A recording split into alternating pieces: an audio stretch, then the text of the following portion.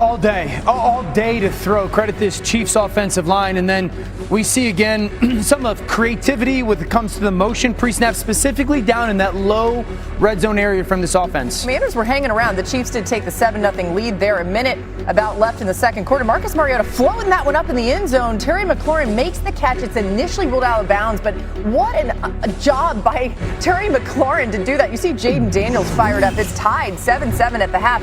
12:50 in the third quarter. Game tied at 7, and this is when the Chiefs really started to break this thing open. Mahomes finding Travis Kelce for 38 yards. Yeah, it goes like he almost falls there when he's going to move, and then Kelce's block, realizes no one's left, releases, and there's that connection down there again. And then in the red zone, the creativity, the plus, no one remotely close to rushing. Patrick Mahomes finds Kareem Hunt. 4th and goal, going for it there, and it pays off. They take the 14-7 lead. Same score in the third quarter. Chiefs 2nd and 6. Mahomes finds Kelce for the touchdown. Kelce's 83rd career touchdown, tying Priest Holmes for the most in Chiefs franchise history. 8 minutes left in the fourth, and Mahomes finding Rashee Rice. He takes it in for the touchdown, and then he made this young fan That's awesome. Giving him the football after. Here's Andy Reid after another big win for the Chiefs. They're rolling.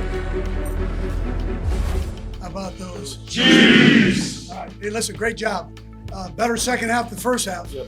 Right, you put it together, put it down. It's 53% of the time teams are losing this game, so you're playing against the odds. Did a nice job there. I mean, I know the record's not as good, but it's a lot more fun just when everybody's kind of going out there and making stuff happen. But I think we're getting better and better. You know, we lost some tough games early that we had won in previous years, but it's not like anyone hung their head. They just continue to get better and better, and that's all we have to do. It's been fun to be here at Arrowhead doing it, and now we'll get to take it on the road and see if we can do it again. All right, so it's interesting because one of the things that Patrick Mahomes had said to us prior to the game is they have this mentality on the offense, everybody eats. And really they enjoy each other as a receiver room, so they actually celebrate each other's success. What has stood out to you most about Mahomes in this offense? Plus plays. You know, it's the unscripted, the inexplainable. The Patrick Mahomes is doing things that really only he can do. Here's my thing. We didn't really see that last year, you know? And so then it went to this offense that was catch and throw, quick game. And now what we've watched, it started a little bit this year, and it's really started to come on the last 3 weeks since everyone's been healthy. Just look at who he is and what their offense is when he holds the ball now. That's kind of what he became famous for 5, 6, 7 years ago. Last year it was 7 yards a play, 9-7 touchdown interception ratio, QBR 29. Look where he is right now. Almost 11 yards a play, hasn't thrown a pick, and a QBR almost triple what it was last year. If I was the AFC, if I was Buffalo, who they're playing Sunday afternoon, if I was the AFC, that would be the most concerning thing that I watch out of this offense right now is like, he looks back to what he has been for many years, if not better. This offense is better than last year's offense, this current offense. Not even remotely right now, close, yeah. right? 100%, yeah. In part because he uses the entire field. The only reason why Travis Kelce gets to rumble down the sideline is because they're worried about Xavier Worthy running downfield there.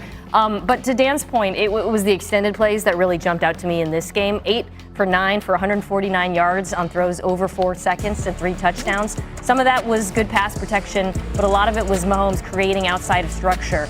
Now, another thing that caught my eye in this particular game about those extended plays, yes, most of them went to Kelce. They're always going to go to Kelce. The connection that those two have when the play breaks down is the stuff of miss. This one. But Rashee Rice, the 2nd and 17 that you saw there where he runs the comeback, he senses that Patrick is extending, so he finds that void in zone coverage. That's a big deal. Yeah. That was almost reminiscent of Tyreek Hill, and that has been missing in this offense on those extended dropbacks. Really fast, Marcus, before you jump in, one of the things that Andy Reid had told us prior to this game is that Mahomes has fighter pilot vision of the field. He was like, basically, whatever the play call is, Mahomes sees the field so well that he knows if it's going to work or not, and then he's like, I'll go create. And it's crazy, like when you watch him, even last night, just surveying the field. I mean, I think that's probably something that I don't know if we've seen him do it at this level in a while, certainly right? not last year. Oh, totally. This year you've been like, uh-oh, it's back. Yeah, it's interesting. All right, go ahead, Marcus. I mean, y'all hit the points, the ball distribution, and no matter what the play is calling for, his ability to improv. But I also want to give, obviously we've seen this with Travis Kelce for a number of years, the understanding of where to improv to. That Kareem Hunt touchdown, Kareem felt that and found space for Patrick Mahomes. And while he's extending plays, the timing and the rhythm that he's playing with, when the plays are there and how they're structured. I think a lot of this, though, boils down to the fact that he is who we think he is. And